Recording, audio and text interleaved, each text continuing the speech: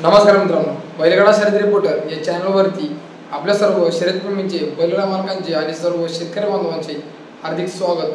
तर मित्रांनो, आज चालू आहे भव्य दिव्य असे कराड केसरी मैदान। तर मित्रांनो, आत्ताच या कराड केसरी मैदानाचा भव्य दिव्य असा गट क्रमांक 5 झाला आणि या गट क्रमांक 5 मध्ये मित्रांनो संभाजीनगर एक्सप्रेस अर्जुन आणि त्याच्यासोबत पळत होतो म्हणजे उदयसिंह पाटील ओगलेवाडीकरांचा तेजा। तर मित्रांनो, याच अर्जुन आणि तेजा यांच्यामध्ये वादळ आणि द्वारलीकरांच्या हरण्यामध्ये जबरदस्त काटकीर लढत झाली आणि या लढतमध्ये मित्रांनो महान भारत केसरी हरण्या आणि वादळची हार झाली। तर मित्रांनो, कशामुळे नेमकी ही हरण्याची हार झाली?